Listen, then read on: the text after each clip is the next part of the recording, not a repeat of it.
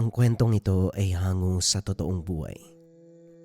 Mula ito sa isa nating kabayan na itago na lamang natin sa pangalang Ramil.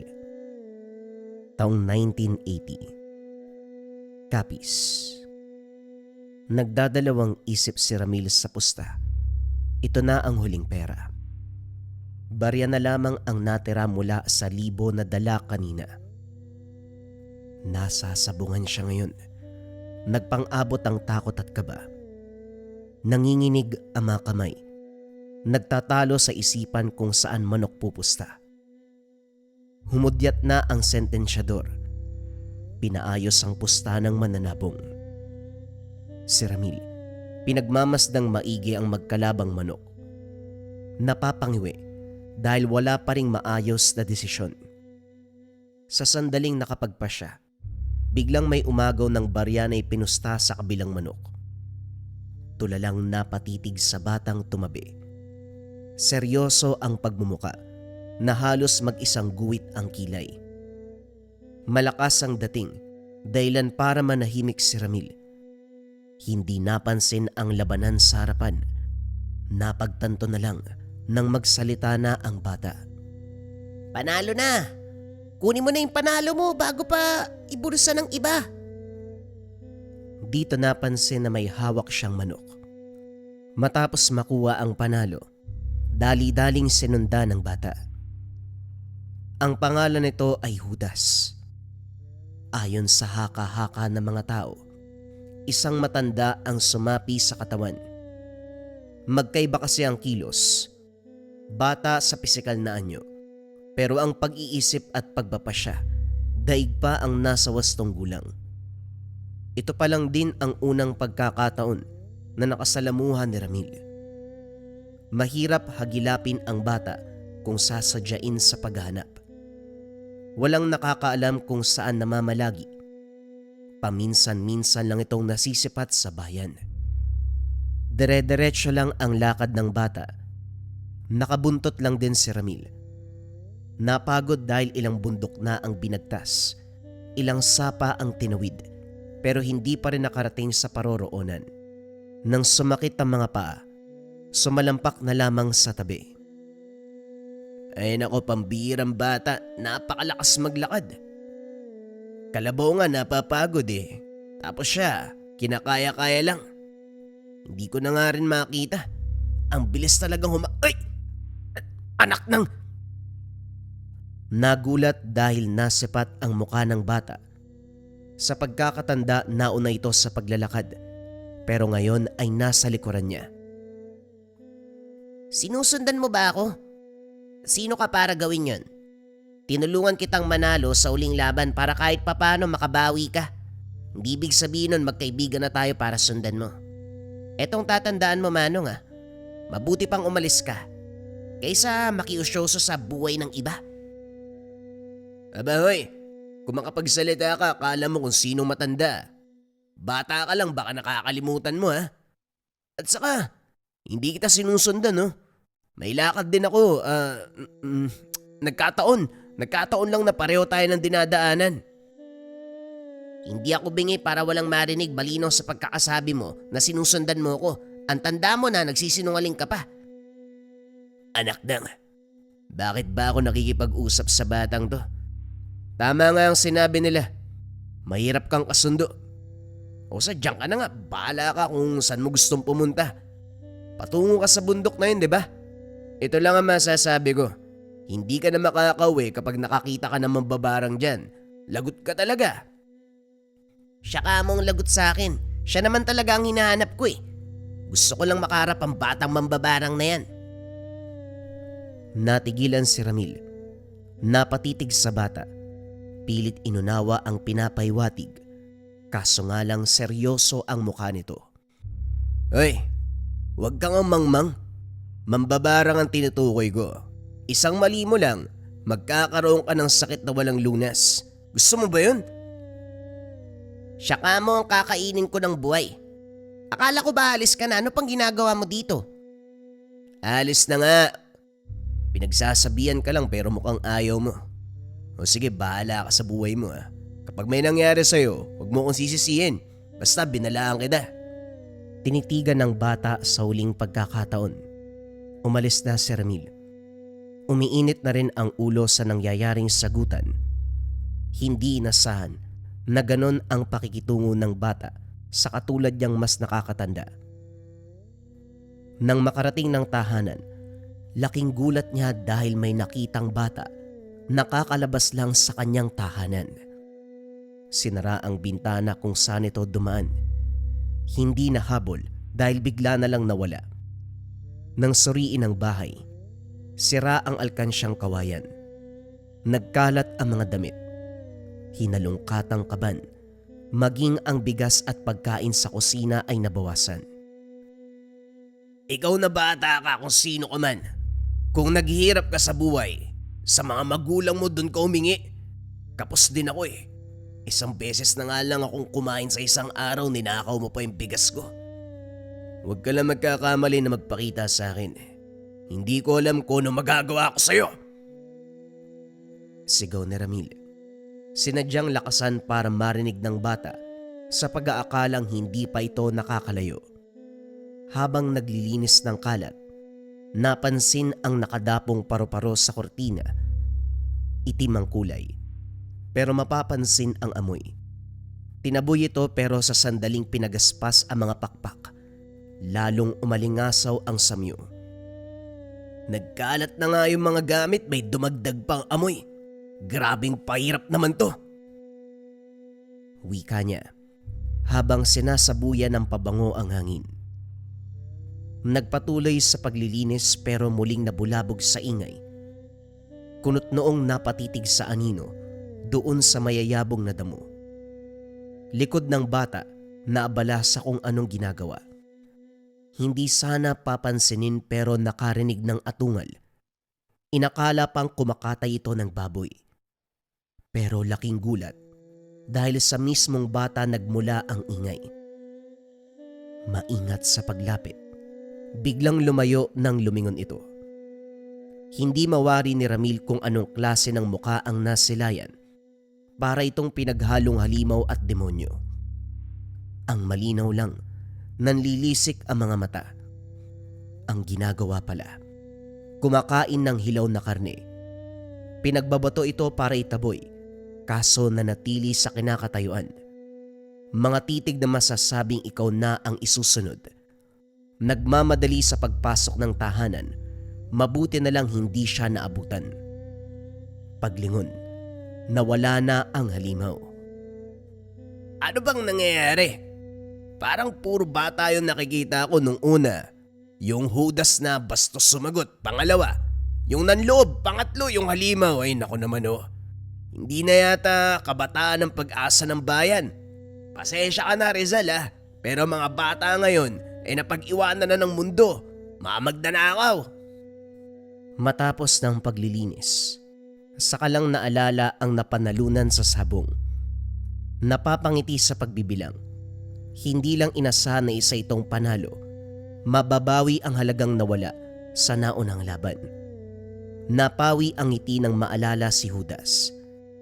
Habang iniisip ang bata, hindi maiwasang ikumpara ang hubog at tangkad sa batang ng loob, pati na rin ang halimaw. Nahulog sa malalim na pag-iisip. Maya-maya pa, hindi maiwasang isawika ang napagtanto. Magkahubog at pareho ng tangkad kapag nakatalikod. Iba ang presensya kapag nakaharap. Ang tanong, sino-sino ba yung mga batang yan? Grabe naman yung mga magulang naging pabaya. Walang kaso doon sa halimaw. Hindi na kailangang itanong kung saan ba nagmula yung demonyong yun, malamang sa demonyo din. Napailing na lamang si Ramil. Kinagabihan, nabulabog sa ingay mula sa bubong. Kagad nasagad ang galit. Ayaw na may nanggugulo sa oras ng pagpapahinga. Bumunot ng itak. Diretsyong lumabas. Hinamon pa ang nasa taas. Pero nang mapagtanto na isang aswang, bigla na lang namutla. Namanhid ng makarap ito ng mukaan. Eto na naman. May nakita na akong aswang kanina tapos ngayon uli. Pinaparusahan ba ako ng amang mailika? Ay nako, huwag kang magkakamaling lumapit. Mapapatay kita, nako anak nang. Kumaripas ng takbo papasok. Tama lang na naisara ang pintuan bago maabutan. Napatingala sa bubong kung saan muling mapapansin ang halimaw. Pigil hininga. Natatakot lumikha ng ingay. Hindi siya mahilig magdasal. Pero ng mga oras na ito, humingi ng saklolo sa amang maylika. Tahimik na ipinagdarasal ang pag-alis. Subalit palakad-lakad lamang ito sa pagdaan ng sandali. Hindi lang yun. Kinalmot ng kinalmot. Nasisilip na ni Ramil ang langit sa paghawi ng mga pawid. Diyos ko, naalala lang kita kapag ganitong sitwasyon pero pakiusap na bad. Alisin mo ang nilalang. Ano bang nagawa kong kasalanan para parusahan mo ng ganito? Alisin mo na ang halimaw. Magpapakabait na talaga ako, pakiusap. Namumuo ang pawis sa muka. At hindi lang yun. Patuloy sa pananakot ang nilalang. Hindi na malayang naihina pala. Napasiksik na lamang sa sulok. Hindi nilubayan ang tahanan. Napaisip pa si Ramil na ginawang tambayan ang bubong. Dahil kahit sumapit ang madaling araw ay naroon pa rin ito. Mabigat na ang mga mata sa antok. Naidlip din at paggising bumungad ang pagmumukha ng kaibigan. Takang-taka ito sa kalagayan niya. Hindi naman bumagyo kagabi pero kalunos-lunos ang kalagayan ng bubong mo. Teka, anak nang, umihi ka ba sa salawala ba? Napakapanghi, napano ka ba? Wika ni Roger. Nako, kung alam mo lang ang sinapit ko kagabi. Sandali, nasa ng aswang? May naabutan ka ba? Nasa bubong lang yun Aswang? Wala naman ako naabutan. Kung ganon, aswang ang may gawa niyan sa bubong mo. Mabuti hindi ka pinasok. Sa laki ng butas kasyang-kasya na yan. Aswang nga to. Pero anong oras na? Parang may naamoy pa ako mabaho Hindi ihi. Yung samyo ng aswang talaga. Parang nasusunog na buhok. Pare, may nababalitaan ka bang bata na aswang dito sa lugar natin? Kapon kasi pag uwi ko mula sa sabong, may naaktuhan akong bata. Dalawa nga Yung isa, nabutan ko lumabas dito sa bintana. Nagnakaw May bitbit pang barya at saka bigas. Tapos paglipas ng ilang sandali, may bata na naman. Sa pagkakataong to, hindi ordinaryo. Paglingon sa akin, aswang talaga ang mukha Hindi yun ang bata na nagnakaw pero pareho ng tangkad. Kaso lang iba talaga ng mukha Wala ka ba naririnig na ganyang usapin sa lugar natin? Wala naman. Mga bata na nag-aabang sa kanto marami. Kaya nga ako pumunta rito para alokin ka maging tanod. Si Kapitan naghahanap ng dagdag na tao dahil dyan sa mga bata na yan Ang mga tindahan sa malapit na barangay, kung hindi ninanakawan, ginigiba. May nahuli naman ang tanod nung nakaraang gabi pero napuruan din Marunong. Magaling sa bakbakan, mga bata pa pero walang yana. Ano, sasali ka ba sa amin? Hindi na muna siguro, alam mo naman na wala sa bokabularyo ko ang pagtatrabaho. Kung sabagay, kamakailan lang magmula nang namayapa mga magulang mo. Sigurado kong may pera pang naiwan sa'yo.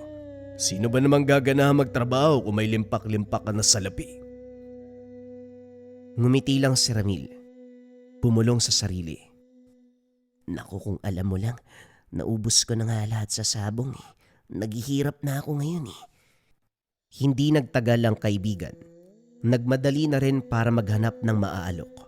Nang maiwan si Ramil mag-isa, ginulat sa paglitaw ni Judas. Sa gulat nabato ng nahawakang walis. Kagad namang umilag ang bata. Gaano ba ako kahabang natulog para hindi mamalayan ang pagbabago ng mundo? Wala nang galang ang mga bisita ngayon, bigla na lang manggugulat. Oh, anong sadya mo dito ang aga-aga? Kapag ako'y natake sa puso, mumultuin kita. Gusto ko lang kamustahin yung pakiramdam mo. Alam ko ang nangyari kagabi, dinalaw ka ng aswang. Sa susunod, huwag kang lumabas. Tapang-tapangan ka tatakbo ka rin naman pala. Kumusta ang pakiramdam ko? Eto, nagulat. At saka, paano mo nalaman na inaswang ako kagabi? Nandito ko ba para masaksiyan ang kaganapan? May sasabihin ba ako kung wala ko nakita? Huwag mo na ikaila, kitang-kita akong pagtakbo mo, lusaw ang tapang-tapangan mo pagkakita doon sa aswang. Huwag mo nang gagawin sa susunod ang bagay na yon. Kapag nagkataon, hindi kita matutulungan. Aber, sino ka naman para tumulong sa akin? Ano magagawa mo sa aswang? Eto ka, sobrang liit mo, paslit ka lang. Magaling lang magsalita pero kulelat sa gawa. Huwag kang magmagaling, batang to. Nasaan ba mga magulang mo ha? Ang dami mo kasing oras para makipag-usap. Wala ka bang pasok sa eskwela? Mukha ba ako nag-aaral? Bumisita lang ako sandali para alamin ang kalagayan mo. Mukha namang maayos ka. Diyan ka na nga. Natawa si Ramirez sa inhasta ng bata. Sinundan nito para humirit. Kaso ginulat naman sa galaw. Wala pang segundo ay naglaho na ito. Sinuri ng tingin ng daanan, hindi mahagilap kahit ang anino. Aba, may lahi yatang engkanto Nawala na lang bigla. Ay nako, hindi ko na alam kung tao pa ba ang nakakasalamuha ako. Mapaparaning na ako sa mga nangyayari. Muli na namang nakipagpustahan sa sabong. Ilang laban na ang dumaan.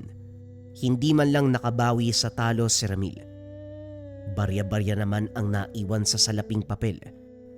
Lalo pang nainis dahil dumagdag ang pagkalam ng sikmura. Nariyan pa mga kaibigan na puro pangaasar. Hindi nagtagal. May resulta na sa kasalukuyang laban. Talo na naman ang binata. Napabuntong hininga. Kinuyom ang kamaon na may natitirang barya. Huwag ka na magsugal. Ilang beses ka nang natalo. Bumili ka na lang ng pagkain mo. Kanina ko pa naririnig yung tiyan mo Wika ni Roger. Nakakaintay ang gutom pare. Pero ang pag-aabol ng swerte hindi. Ipupusta ko na to, manalo o matalo, bahala na. Ang importante, hindi ako magsisisi. Pumusta na si Ramirez sa napiling manok. Pinagpapawisan habang nagdarasal. Natigilan. Nanlaki ang mga mata. Tumitig sa bata na biglang inilipat ang pusta. Hindi siya nakaimik ng magsalita ito. Kaya hindi ka na nanalo Mangmang ka sa pagpili. Gusto mong manalo, hindi ba? Huwag ka maging mangmang. Ganito ang gawin mo. Hindi na nagreklamo pa si Ramil. Lalo na nang maalala ang karanasan. Katulad nung una. Nanalo si Ramil. Wala sa sariling nagtatatalon. Magpapasalamat na sana kay Judas. Kaso bigla itong nawala. Isa na lang talaga. Kikilabutan na ako sa batang yun Biglang lilitaw tapos bigla ding mawawala. Bahala na nga, importante panalo ko. Lilibre ko na lang siya ng pansit kapag nakita ko yun. Pagkatapos sa sabungan, dumiretso ng uwi si Ramil. Kunot noong tumitig sa bintana kung saan tanaw ang tao sa kusina. Kasalukuyan itong nagluluto at sa mesa naman ay may panabong. Dali-daling kumuha ng pamalo. Pumasok pero naunahan ng bisita. Subukan mong mangampas. Baka ibagsak kita ng wala sa oras. Ibaba mo yan. Huwag mong takutin ang alaga kong si Itim. Itim. Kasi itim na manok. Ang lala mo naman magbigay ng pangalan at saka... Teka nga, sino nagsabing pumasok ka dito ha? Hindi porket nagkakausap tayo, may karapatan ka ng pumarito. Ay, anak nang, giniba mo ba yung pintuan sa likuran? Batang to, naku talaga Wala na akong perang pampaayos niyan. Malaki ang naipanalo mo sa sabong, di ba? Gastusin mo naman. Kaya pala giniba mo ang bahay ko kasi alam mong panalo. Hoy, hindi sa pagpapaayos na kalaan ang napalalunan ko. Para to sa susunod na pagsusugal. Ay nako, bakit? Sariling sikap mo ba yan? Kung tutusin, ako ang pumusta Ako ang dahilan kung bakit ka nanalo. Napabuntong hininga si Ramil. Kamot ulong napaiwas ng tingin. Kumuha ng bangko at naupo sa kabilang dulo ng mesa. Tinitigan ang nakahain, kunot noong napatitig kay Judas. Nagluto ka pa ha? Hilaw naman yan. Iniinit mo lang eh. Alam mo, maupo ka nga. Ako na. Aba, kumakain ka ng hilaw. Bumalik sa pagkakaupo si Ramil. Hindi makapaniwala sa inasta ng bata. Hindi siya nakialam. Kumuha ng plato at kinain ang dalang pansit. Nang mapansin ng panabong nito, kumakain din ng hilaw na karne. Ngayon lang siya nakakita ng manok na sobrang itim, mula kuko hanggang mga mata. Iba ang presensya kumpara sa ordinaryong manok. Eto kasi, kung titignan mong mabuti, parang lalamunin ka ng hindi maipaliwanag na puwersa. Hindi napigilang mapatanong. Etong manok saan mo nakuha? Napakaitim naman yan. Malaki din siya kumpara sa normal na laki ng manok. Mataas ang tindig, pero bakit parang nagbibigay ng kilabot? Uwak ba yan? Wika ni Ramil, bagay na hindi nagustuhan ni Judas. Masamang tumitig. Maya-maya pa umalis bitbit ang manok. Nasundan na lamang ito ng tingin. Maging si Ramil hindi matukoy kung saan nagkamali. Kipit balikat na ibinalik ang pansin sa pagkain. Sa muling pagsapit ng gabi, may bagong karanasan ng binata. Kating-kate sa braso. Kinamot ng kinamot hanggang sa nagkasugat. Napasigaw sa tindi ng hapdi. Hindi lang yan, muling nasipat ang paru-paro. Dumapo pa ito sa sugat at kumagat. Lalong napayaw. Hinabol ito. Nagawa namang mapatay. Ngayon pa lang ako nakakita ng paru-paro na nangangagat. Ang sakit ah. Ang inakala kong hindi delikado, nakakapinsala din pala. Ang lala pa ng pagdurugo, ano bang meron dyan? Inasikaso ni Ramil ang sarili. Nilunasan ng sugat. Pinalipas ang oras pero napansin na lalo lang sumasama. Tumindi ang hapdi. Unti-unting lumaki ang sugat. Hindi pa rin tumigil ang pagdurugo. Sa pagkataranta, kung ano-anong gamot ang inilapat, hindi nakatulog sa pag-aalala. Namalayang umaga na, dali-daling naganap ng manggagamot. Meron sana sa lugar kaso hindi pa umuwi mula sa paglalakbay kung saan-saan nagtungo. Sa huli, sa ospital na lamang pumunta. Sa kabutiang palad umayos ang kalagayan matapos mabigyan ng gamot. Habang nagpapahinga sa kwarto, napansin ang paglitaw ng isa na namang paru-paro. Kagayang-kagaya ng itsura ng nakita sa tahanan, pero mas malaki ang sa ngayon. Habang tumititig, para bang may pinapaywatig. Napaiwas ng tingin sa kilabot. Pagpasok ng nurse, tinanong ni Ramil kung nasisalayan din ba nito ang paru-paro. Laking gulat nang sabihing hindi. Makikita din sa pagbumuka nito na hindi nga nakikita, hindi nagsisinungaling ang nurse. Maging ang mga kasamang pasyente, walang nakikitang paru-paro. Naguguluhan ng binata, hindi maalis ang kaba. Umiwas na lang ng tingin. Nang makalabas ng ospital, sakto talaga na umabot ng bahay. Muling humapde ang sugat. Hindi na maigalaw ang braso dahil naninigas. Nagsimula na ring mapagod ang katawan. Palagi na lamang siyang nakaiga. Pagsapit ng dilim napaigdad sa ingay, daig pa ang lakas ng kulog. Ang bahagi ng dingding na hindi naayos ay lalo pang nagiba. Mula roon tanaw ang itsura ng aswang. Napapikit na lamang ito sa inis. Iniinda pa ang kalagayan, dumagdag pa ang nilalang. Kahit hirap sa pagkilos, pinipilit lumakad patungong kusina. Humugot ng patalim at hinamon ang aswang. Hoy! Halika, gusto mo nang makakain, di ba? Halika dito. Patayin mo ko, Tapos pagsawaan mo ang laman at dugo. Ganyan naman kayong mga nilalang eh. Hindi marunong umintindi ng sitwasyon. Nagugutom din kami mga tao pero hindi naman kami kumakain ng kung ano-ano. Bumaba ka riyan. Patayin mo ako. Halika dito. Hindi siya pinansin. Palakad-lakad lamang sa bubong at panayang silip. Lumabas na si Ramil. Kung may hagdanan lang inakyat na ang bubong. Hinamon ng hinamon pero wala pa ring nangyari. Nang tumagal naubos na rin ang pasensya ng nilalang. Bumaba ito. Pero sa halip na saktan siya, hinablot lamang sabay balibag sa loob ng bahay. Ito pa mismo ang nagsara ng pintuan. Kunot noong napatitig si Ramil. Maya-maya pa nawala ito nang may umingay sa unahan. Dali-daling sumilip. Napansin na may hinahabol, hindi lang matanaw dahil madilim.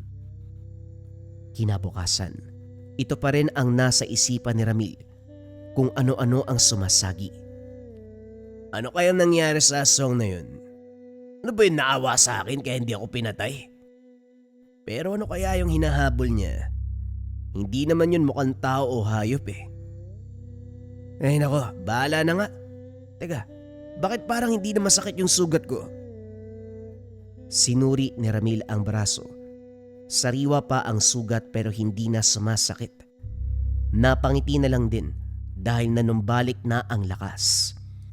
Kagaya ng nakagawian, nakipagsabayan sa sabungan. Dito nasipat si Judas na hinahaplos ang pakpak ng alagang manok. Nilapitan para makiusisa. Hoy, nagsasabong ka rin? Hindi pwede yung bata dito ha, anong gagawin mo? Mukha ba akong sugarol? Nandito lang ako dahil may inaabangan ako. Ikaw palagi kang talo tas bumabalik ka pa rin, hindi ka ba nadadala? Ang aga-aga wag mo akong simulan ha. Hindi ba talaga mababago yung pananalita mo? Konting respeto naman sa nakakatanda.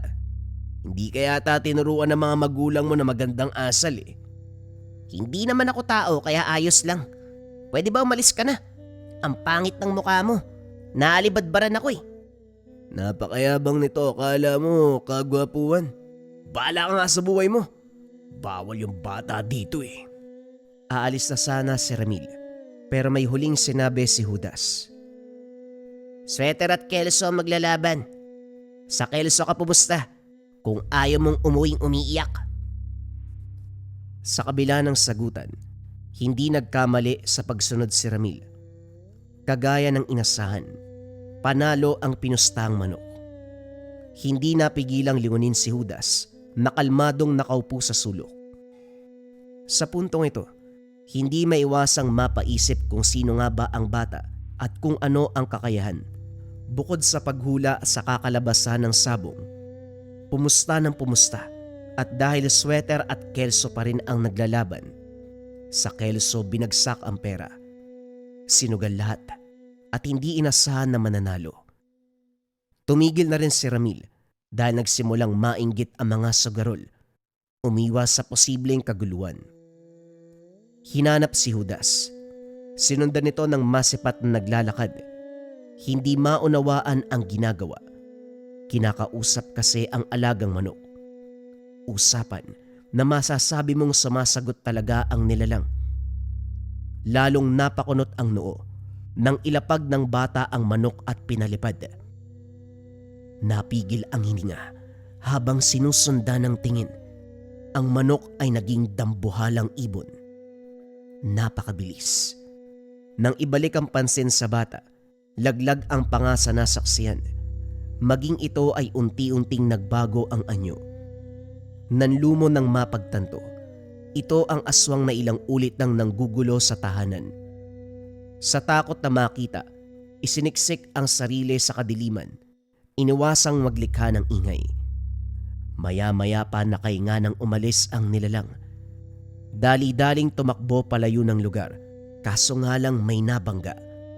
Napaigtad pa sa pag-aakalang si Judas dahil bata din ang wangis nito. Naku, pasensya ka na iyo, nagmamadali kasi ako eh. May aswang Wag ka dumaan dyan, may aswang. Kakasabi ko lang na may aswang eh. Bata, saan ka pupunta? Bingi ka ba? May aswang dyan! Uy! Hinablot ni Ramil sa damit ang bata. Napilitan itong huminto. Pero nabitawan matapos mapansin ang masamang titig. Naririnig kita, kaya hindi mo kailangang ulit-ulitin. Wala akong pakialam sa sasabihin mo. Hindi tayo magkakilala kaya pwede ba? Huwag kang makialam kung saan ako pupunta. Tignan mo nga naman. Talaga bang ganito yung mga bata ngayon? Napakasama ako sumagot. Akala mo talaga kung sino eh. Hoy, makinig ka sa akin ha. Ako mas nakakaalam. Hindi ka makakadaan dyan dahil nga may aswang. Nagkatinginan ang dalawa. Inasahan ni Ramil na masisindak ang bata pero hindi. Dali-dali itong tumalikod sabay alis. Dire-diretso sa pagbaybay ng daanan. Hindi na lang din nangialam si Ramil. Kumaripas ng takbo pero bago makalayo. Wala sa sariling bumalik. Nakukonsensya sa kung anong mangyayari sa bata. Hinanap ng hinanap hanggang sa natagpuan pero hindi magawang lumapit dahil sa kakaibang kilos nito. Masama ang titig sa bahay na makikita sa unahan. Meron siyang kinakausap na paru-paro. Ilang ulit iniipan ng salita bago pinakawalan. Lumipad ang paru-paro patungo sa tahanan. Ganoon naman kalawak ang ngiti nito. Nang mapagtanto ni Ramil ang ginawa, kumaripas ng takbo ng wala sa oras. Puwisit. Kaya pala ang tapang kasi mambabarang. Delikado na talaga ang mga bata ngayon. Akala ko matatanda lang ang marunong eh. Kahit bata pala. Ano ba nangyayari sa panahon na to? Habol hininga ng makaabot ng tahanan. Tama lang na nakapasok. Biglang kumirot ang braso. Pasimple itong nilagyan ng pamahid sa pag-aakalang nasagi habang tumatakbo. Kaso sa pagdaan ng oras, ang simpleng kirot, sinasabayan ng hapdi. Ang pakiramdam na para bang may maliit na uod sa loob na silang kumakagat ng laman. Magdamag ininda. Ubos ang mga tela at damit sa pagpahid ng dugo. Maya-maya pa, nang hina hanggang sa nahimatay. Hindi na malayan kung ilang oras na ba ang lumipas. Pagmulat madilim ang paligid. Dali-daling sinindihan ng gasera. Napasigaw matapos bumungad ang mukha ng bata. Yung nakasalubong sa daan nung gabi. Masama ang titig. May nakadapong paru-paro sa balikat at kamay. Akala ko umalis ka na talagang bumalik ka pa. Ang pinakaayoko sa lahat, may nakakakita sa ginagawa ko. Nga pala, kaano-ano mo ang bata? Napapansin ko ilang ulit na siyang pumarito. Tapos nung gabi, hindi kanya iniwanan. Nagbabantay siya buong magdamag. Sinong bata at saka ano bang sinasabi mo? Teka nga, paano ka ba nakapasok? Kapatid ka ba ni Judas? Pareho kayo ng ugali bigla na lang pumapasok dito tapos bastos magsalita. Kung umasta, akala mo kung sinong may alam sa mundo, pwede ba? Umalis ka na bago pa kita. Tumigil si Ramil nang maalala ang ginawa nito nung gabi. Napalunok sabay sulyap sa paru-paro. Nang maunawaan ng bata ang pangamba ni Ramil, inutusan nitong lumipad palayo. Bakit ba hindi mo matuloy-tuloy ang sasabihin mo? Natatakot ka ba na makulam? Alam mo, pwede ba umalis ka na? Kakagising ko lang tapos nandito ka na ngayon. Pakiusap, ayoko ng istorbo ha. Judas pala ang pangalan ng batang yun. Kung magpapakita siya sa'yo, pakisabi inaantay siya ni Dado sa lugar kung saan kami unang nagkabanggaan. Linawin mo rin na ayoko mag-intay ng matagal kung maaari. Gabi siya magpakita para naman mas nakakasabik ang pangyayari, para mas pabor sa kanya. Hinatid ito ng tanaw. Saka lang nakainga nang mawala sa paningin. Kaso nga lang, muli na namang kumirot ang sugat. Sa puntong ito saka lang napansin na namamaga ang braso. Ang mismong sugat ay nagkulay lila. Puti ang pinakaibabaw sa nana. Nakakadiling tignan na kahit si Ramil hindi kayang magtagal. Napapasok ka. Inubos ang pamahid o kahit anong makitang panlunas. Pinaghalo ang dahon at medisina na pabaon ng ospital. Imbis na gumaan ang pakiramdam, lalong lumala ang kalagayan. Bawat kilos na papadaing sa sugat, para bang may gumagalaw sa loob dahilan ng pagkirot. Nagdulot ng pagsusuka. Napakabaho ng inilabas. Maya-maya pa may kaputol na pakpak ng paru-paro. Kunot noong sinuri ang suka. Sa bawat paghawi may kapirasong nakukuha. Nang tagpi-tagpiin, nabuo ang isang pares ng pakpak. Sa pagkataranta humarap sa salamin, tinignan ang loob ng bibig. Halos ipasok ang kamay para malaman kung meron pa ba. Umabot pa sa punto na inis na inis. Nauwi sa pananakit ng sarili. Pinutok ang sugat. Umagos ang napakaraming nana. Walang tigil sa paghiyaw. Kinagat ang kabilang bahagi ng kamay para kahit papano maibsan ang nararamdaman. Ganito ang sitwasyon sa paglipas ng mga oras. Mabuti na lamang bumisita si Roger. Kasalukuyang nagroronda. Nauhaw kaya sumadya. Agarang sumaklolo nang makita ang kalagayan niya. Nagtawag na rin ang mga kasama na silang magtutulong-tulong. Walang nakuwang manggagamot, kaya langis na daladala ng tanod ang siyang pinahid. May nalalaman din na kaunting orasyon kaya inihipan. Sa kabutiang palad kahit papano bumuti ang kalagayan. Sino ba yung kinalaban mo para gantihan ka ng ganito? Naku naman ang lala ng sinapit mo pare. Felipe, ano ka mo yung sinabi mo kanina? Kulam? Barang? Kung may kasamang insekto, barang. Kung sakit na hindi maipaliwanag, kulam. Paring Ramil, ano bang napapansin mo sa kondisyon mo? Alin sa sinabi ko nararanasan mo? Katahimikan ang namayani. Tulala si Ramil. Nakatitig sa refleksyon ng salamin. Nang dumako ang tingin sa brasong maayos na nakabenda, wala sa sariling tinugon ang katanungan. Nagsusuka ako. May kasamang pakpak ng paru-paro, masyadong masakit eh. Matindi ang kirot.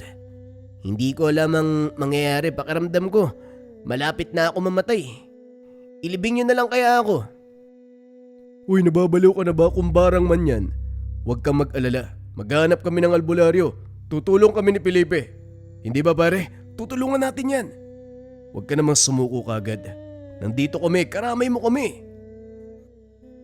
Ramil, bago ka nagkaroon ng sugat, ano ba nangyari? Naaksidente ka ba tapos nagtamo ng sugat? May nakausap ka bang tao? Nakaaway o nakabangga? Nagsimula to sa pangangati.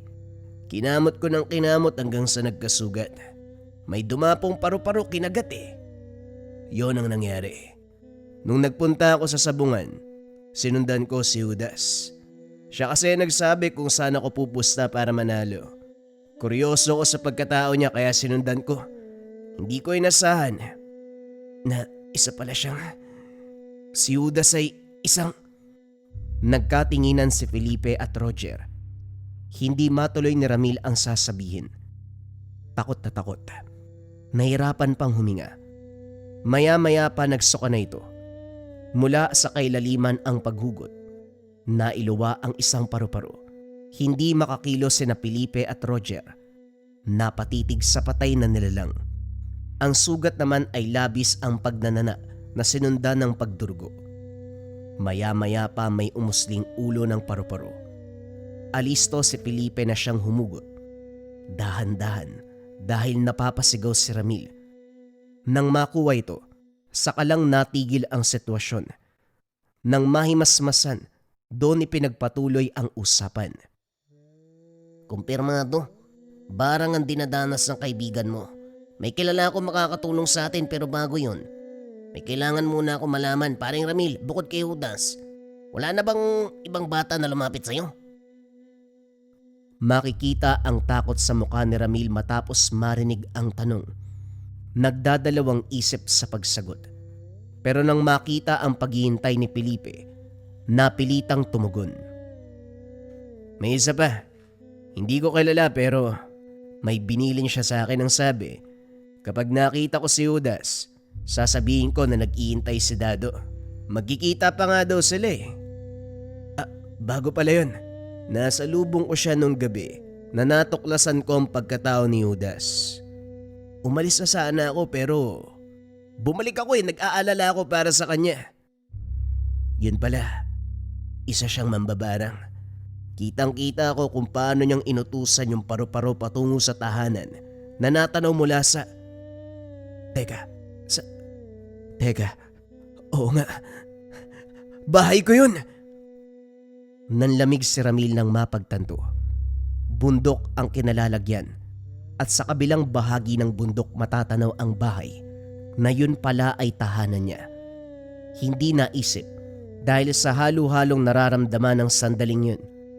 Ngayon lang napagtanto sa pagkakataong ito. Para sa kanya ang ritual. Kilala ko si Judas, pero yung bata na sinasabi mong Dado hindi. Kung ganun man, ang tanong talaga rito, sino ang batang yun at bakit kanya binarang? Ang tinutukoy mong Dado walang iba kundi ang batang mambabarang. Dado ang pangalan niya. Hindi mo lang siguro naunawaan ang sinabi niya. Kilala ko dahil nagbulasang ka ng mambabarang eh. Mortal na kaaway ng kaibigan ko. At ang kaibigan ko ito ang siyang tumutugi sa kaanak nitong mambabarang. Nung huli kaming nag-usap, kumikilos na yun para puksain eh. Pero total ito na ang kalagayan, siguro si Ramil ang gagamitin ng panahon para magkaharap na yung dalawang yan. Mambabarang, aswang, pero sino yung tinutukoy mong aswang? Sa isip ni Ramil, walang ibang sumagi kung hindi si Judas. Nais lamang kumpirmahin. Si Judas isa siyang aswang. Nagmula sa lahi ng gabunan, ang may tuturing na pinakamalakas na lahi. Kita nyo naman bata pa lang pero sa sinasabi ko, walang sino man na nakakatakas kapag siya na ang karap. Aswang pala ang batang yun, grabe. Kaya pala misteryoso ang dating. Yung tipong matatakot kang lumapit kasi sa mata pa lang tutunawin ka na ng titig eh. Sandali, kung aswang siya, ano naman yung daladala niyang itim na panabong? Sa pagkakaalam ko, yun yung gabay niya na isa ding nilalang. Hindi ko alam kung anong klase ng halimaw eh, basta katulad niya yun. Sa paanong paraan naman siya makakatulong sa sitwasyon ko, pare? Ayokong gamitin ako para magkarap ang magkaaway na yan. Tao lang ako. Tao na naghihirap sa pesteng barang. At tao na gusto pang mabuhay. Lunas, kagalingan ang hiling ko, pare. Hindi ang maging tuloy sa dalawang magkaaway. Huwag ka mag-alala, si Judas mismo ang gagamot sa'yo. Yun kung magtitiwala ka sa kakayahan ng bata. Natahimik si Ramil. Maya-maya pa ay nagbigay ng pasya.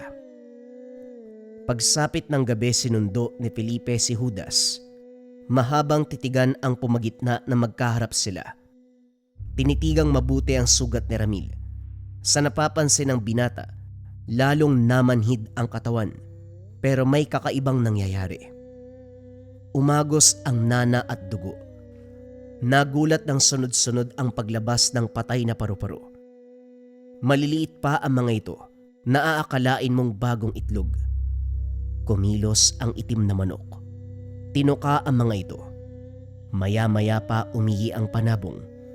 Sinalo ni Judas sa palad at walang pasabing pinahid sa sugat. Napasigaw si Ramil pero sa pagdaan ng ilang sandali, lumamig ang pakiramdam. Unti-unting guminhawa at nawala ang sakit. Ligtas ka na. Ngayon sabihin mo sa akin ang bilin ni Dado. Saan kami magkikita at ano pa ang sinabi niya? Wala siyang eksaktong sinabi. Ang binilin lang magkita kayo at sa gabi kayo magkita. Huwag ka raw magtatagal dahil ayaw niya maghintay. Tumalim ang titig ni Judas. Napalunok si Ramil. Sige, inumin mo ang gamot na to para malinis ang kaloob-looban mo. Huwag ka maginarte. Gamot yan, hindi lason. Felipe, siguraduhin mong iinumin ang binatang to ah. Ayoko nagsasayang ng gamot. Walang problema, ako nang bahala. Saan ka ba pupunta? Pupuntahan mo ba si Dado o hindi mo na lang hagilapin? Si Dado na mismong sumundo sa'yo, mag-ingat ka kaibigan. Wika ni Felipe na naiba ang salita matapos masipat si Dado. Mula sa bintana, Tanaw ang malagkit nitong titig. Inutusan ang paru-paro na siya namang lumipad kagad. Sinalubong ito ng manok ni Judas. Tinuka isa-isa. Sunod-sunod ang pagkawala ng paru-paro. Alisto ang kanyang alaga.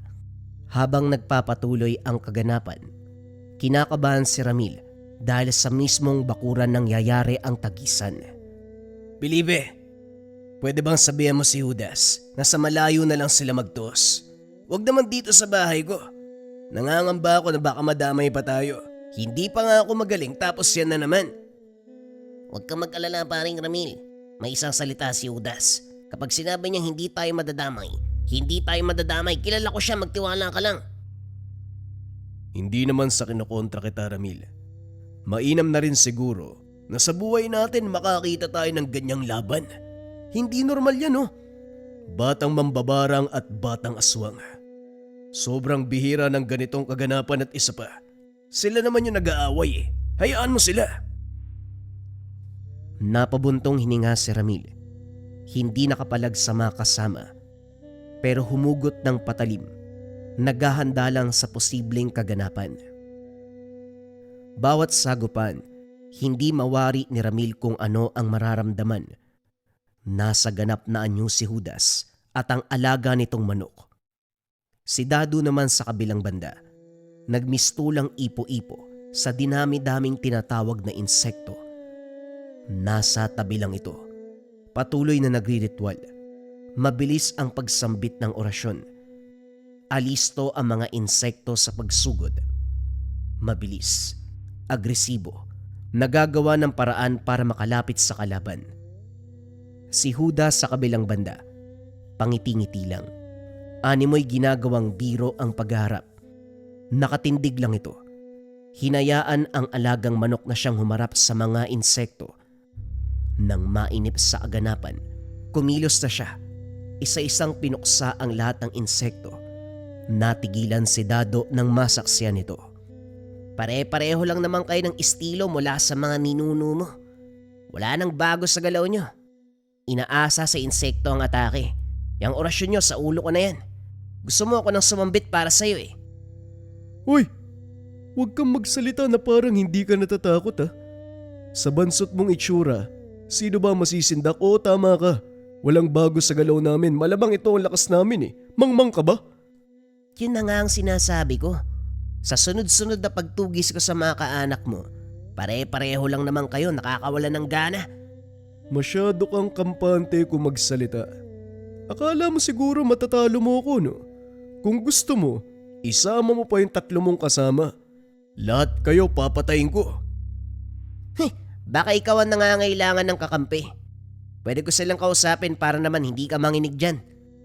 May kalayuan ang kinalalagyan mo, pero damang-dama ko yung kabog ng puso mo. Nasagad ang galit ni Dado. Muling binuhay ang mga insekto. Nagsama-sama ang lahat ng ito at naging dambuhala. Hindi naman nagpatalo si Judas. Inutusan ang dambuhalang ibon. Tinapatan ng laki. Parehong higante ang nagbabanggaan. Abala sa pag-oorasyon si Dado para pagtibayin ang ritual. Tutok sa pag-utos sa higanteng insekto, nawala sa isipan niya ang presensya ni Judas na nakangisi lamang sa likuran. Sinabayan pa nito ang pag-oorasyon hanggang sa nagkandaletse-letse na ang ritual. Hindi na kaya pang kontrolin ni Dado. Nauwi sa punto na siya ang sinalakay ng sariling insekto. Sa huli, ito pa ang kumain sa kanya ng buo. Pasimpleng pinagpaga ni Judas ang sarili, taas noong pinagmalaki ang pagkapanalo sa tagisan. Wala talaga kayo. Napakadaling puksain. Napapatanong tuloy ako, bakit pa pumili ng mahinang kalaban yung mga ninuno ko? Hindi tuloy ako nasiyahan. Puro baguan ng kakayahan ng mga mambabarang na to. Matapos nun, bumalik na sa orinal na anyo ang alaga. Walang paalam na umalis ng lugar. Nanatiling nakatunganga ang 3. Ilang sandali ang lumipas bago matauhan. Grabe, hindi ko alam kung totoo ba yung nangyari o nananaginip lang ako eh. Matagal na rin nung lumipas nang makilala ko si Judas. Pero ito ang unang pagkakataon na nasaksihan ko ang laban niya. Ako man, hindi sigurado kung nananaginip ba ako o gising ako eh. Si Ramirez sa kabilang banda, wala sa sariling nilagok ang hawak na gamot. Katulad ng mga kaibigan, nahirapan sa pagtukoy kung guni-guni ang kaganapan o sadyang hindi matanggap na makasaksi ng hindi pangkaraniwang kaganapan. Sa paglipas ng mga oras, naging payapa ang buhay ni Ramil.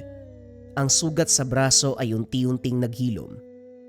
Kagaya ng sinabi ni Judas, nililinis ng gamot ang kaloob-looban. Ligtas na si Ramirez sa kapamakan. Patuloy pa rin siyang bumabalik sa pagsusugal. Balik sa normal ang kaganapan. Minsan lang manalo, madalas ay talo. Patuloy siyang umaasa na magpapakita si Judas upang ituro sa kanya kung saan dapat pumusta. Paglipas ng panahon, tuloy-tuloy ang buhay ni Ramil. Ordinaryong kaganapan sa araw-araw hanggang sa dahan-dahang nakalimutan ang pangyayari. Malaki ang pagpapasalamat niya sa isipan kay Judas. Alam niya sa kanyang sarili na ito ang pumuprotekta sa kanya laban sa mangbabarang. Kailanman, hindi niya makakalimutan na siya ay tinulungan ng batang aswang kontra sa mataas na uri ng salamangka ng batang mambabarang.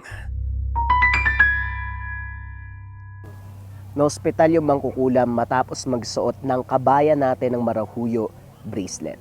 Sobrang bilis ng epekto ng marahuyo sa kabayan natin kasi matagal na daw silang ginagambala ng mangkukulam na yun. Sa mga pagsuot, nagrebuelta kaagad yung gamit. Naospital yung mangkukulam. Isa yan sa pinaka-trending na patotoo ng marahuyo bracelets natin, kabayan. Marami pa yan. Marami tayong kabayan na natulungan. Payapa na yung pagtulog nila sa gabi. Madalas kasi doon sila ginagambala.